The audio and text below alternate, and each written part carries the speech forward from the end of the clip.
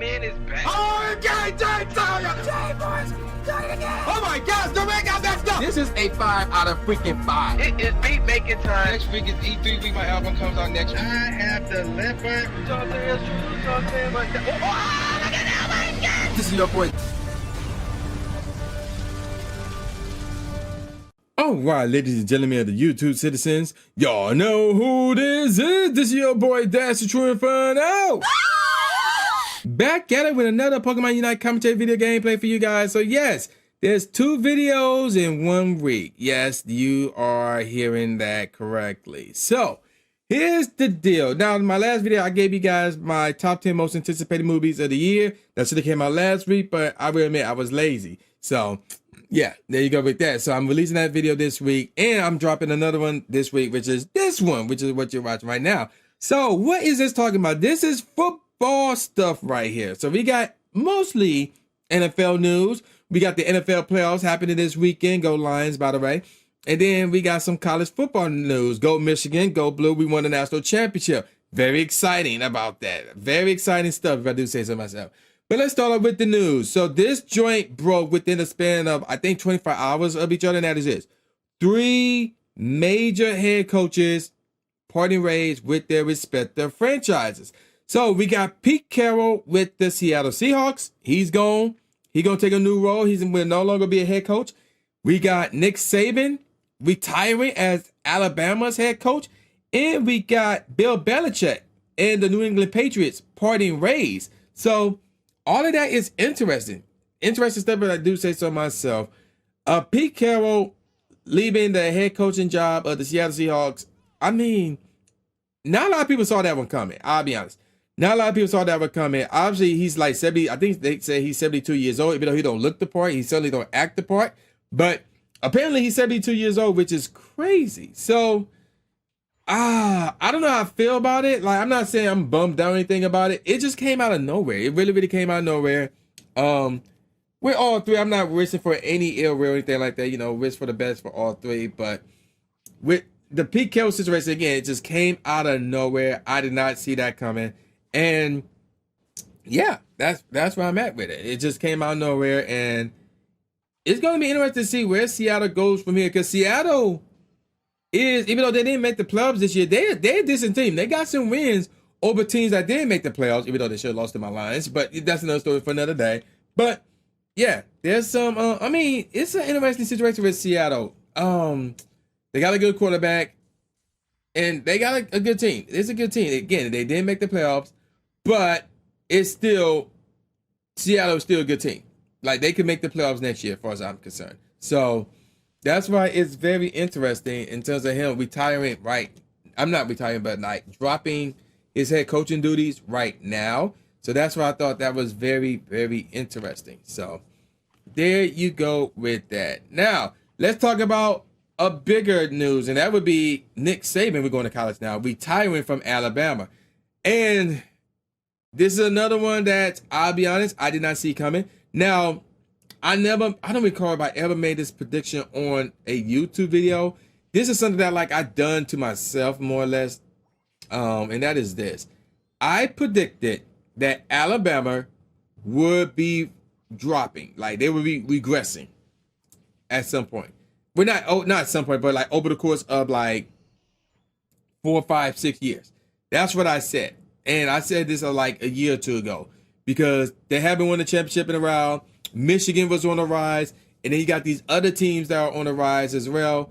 And all these kids, they're not committed to Alabama like they once did. So, and I was like, yo, this is like the beginning of the end for Alabama in terms of them constantly competing for the college football playoff spot, constantly competing for the national championship and stuff like that.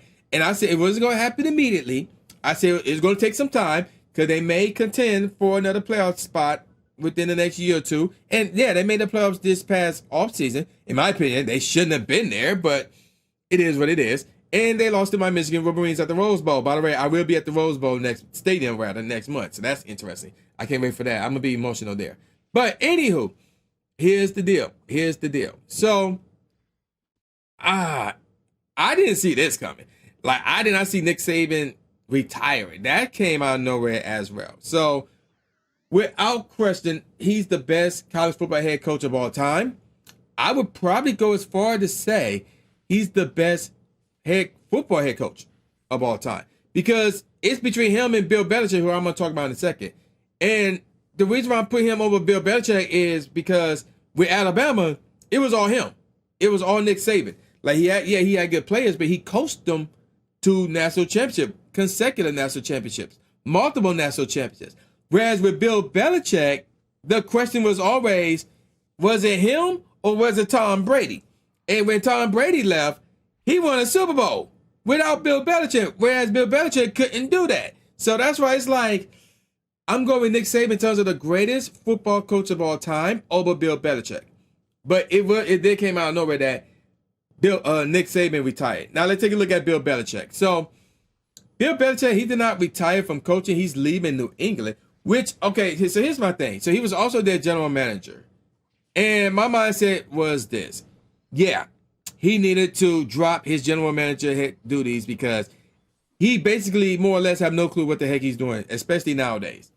But I always thought that he was going to remain their head coach. But apparently, he wanted to keep those general manager duties. So I'm assuming that they didn't want him to have that. So that's why they parted ways. So my thing is this. I'm going to be honest. He needs to just stick to coaching. Just stick to being a head coach. Don't worry about being a general manager. And just leave it at that. But if he so hell-bent on also being a general manager for a franchise alongside being a head coach, I would not be surprised if he retires within the next 2 years. I'll be honest. I would not be surprised at all.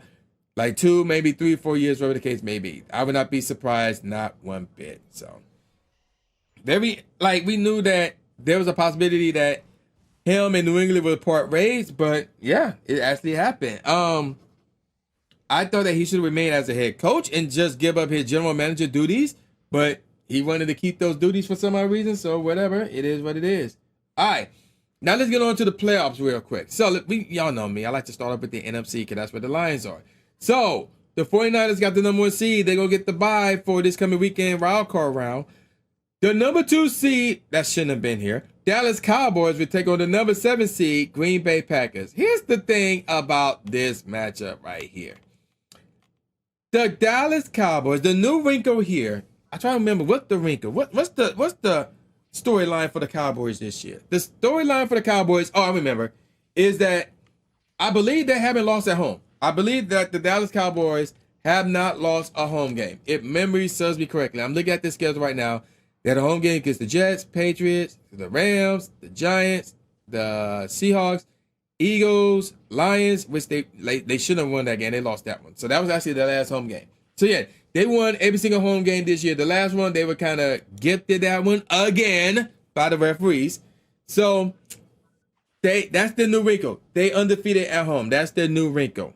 So there's that. They're hot at home. But there's 2 things you have to take into consideration with the Dallas Cowboys. One, while the Dallas Cowboys are hot at home, Green Bay, over the course of the past few weeks, has been hot themselves. Like, it's crazy to think how good the Packers has been over the course of the past few weeks. So they're hot altogether. Like, they just, hot, period. So something got to give when you have a team who is hot at home going against a team that is just hot, period. So something has to give. So the Packers, they won 3 straight, and I'm trying to find their schedule. I think they won 4 out of the last 5 or something crazy like that. I don't recall off the top of my head. But yeah, they somehow managed to, matter of fact, they sold the last 5. So yeah, they okay, so they lost 2 prior to that. But yeah, they won 3 straight. But that's the whole point. So they pretty much hot coming in. So and then here's the second thing you got to take into consideration, and that is this. The Dallas Cowboys chokes in the playoffs every single year. It doesn't matter what the storyline is for them in the regular season.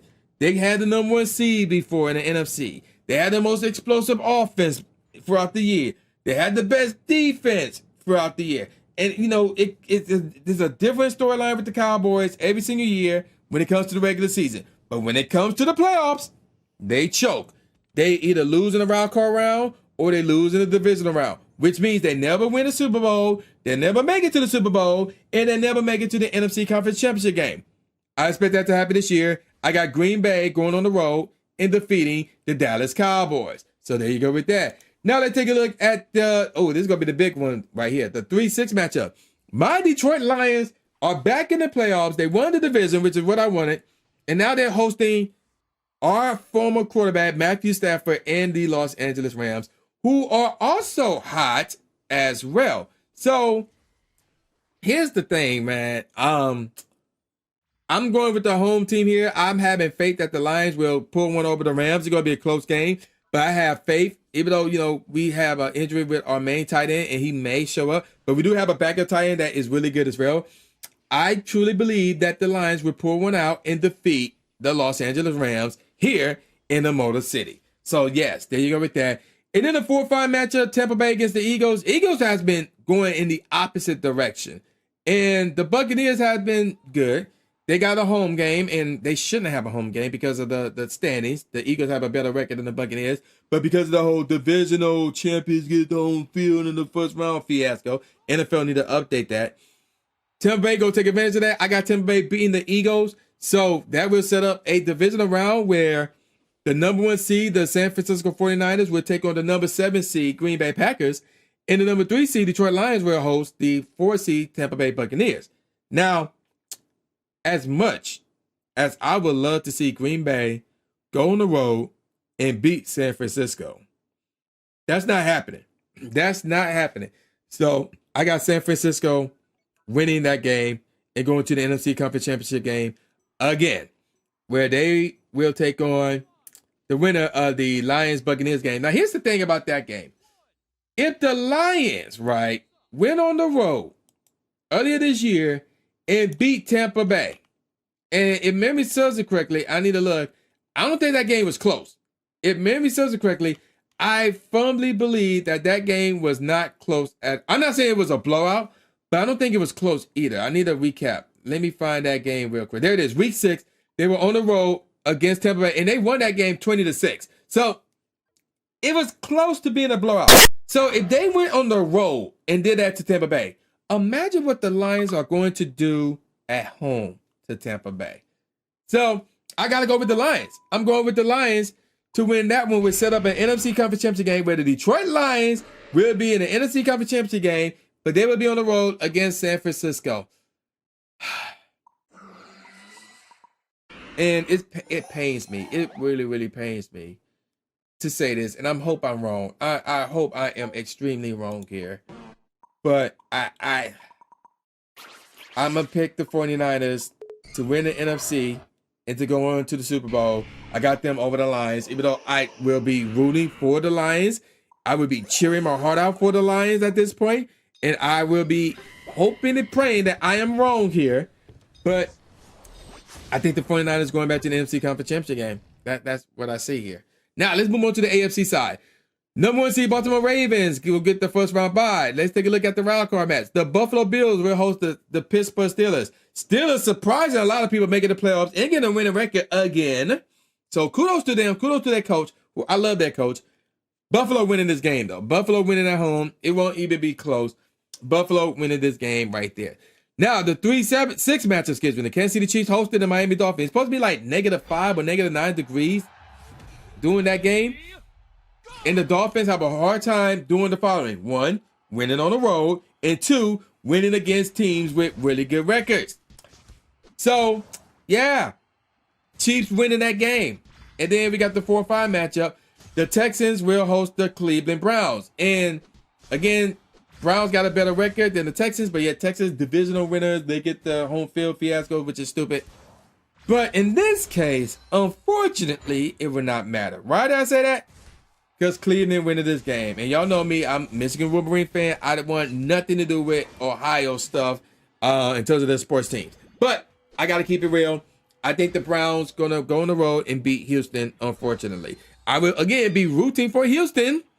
But I think the Browns will win this one, which will set up an interesting divisional round. The Browns would take on the Baltimore Ravens. That's going to be a close battle. A really, really close battle right there. Baltimore will be at home. They split the regular season series, and because of that, I'm going with Baltimore to win that game against Cleveland. So they will be in the AFC Conference Championship game. And the Buffalo Bills will be hosting the Kansas City Chiefs, and they will defeat the Kansas City Chiefs. It will finally happen this year. I got Buffalo over Kansas City to go to the AFC Conference Championship game, where they will ultimately lose to Baltimore. So the Super Bowl will be a rematch that happened earlier in the year, where the Baltimore Ravens took on the 49ers, and the Baltimore Ravens blew them out. Like the Baltimore Ravens, I don't know who was the home team for that game. I don't remember who the home team for the game was, but my goodness, the Baltimore Ravens blew the 49ers out. It was not even close. And let me look at the regular season games real quick in terms of them going up against NFC opponents. They blew out the Detroit Lions, unfortunately. That was a home game. And then another home game, they blew out the Seattle Seahawks. Now, between that, they went on the road against Arizona. That was surprisingly close, so that was interesting. And then they needed overtime to defeat the Rams at home. And here it is. They went on the road and blew out the 49ers. And then they came home and blew out the Dolphins. AFC team, but y'all get the point. Very good team. I see that happening here. I think the Ravens will blow out the San Francisco 49ers, and the Ravens will win the Super Bowl. So that's my Super Bowl pick. I got the Baltimore Ravens winning the Super Bowl over the San Francisco 49ers, but my Detroit Lions, I see them going to the NFC Conference Championship game. So that's my NFL playoff predictions. Leave yours in the comment section below. I'm going to call it a wrap. So with all that said, y'all know who this is. This is boy New J Gatsby, a.k.a. New Stephen A. Smith, saying peace out, y'all, and I'll see y'all next time. Yeah.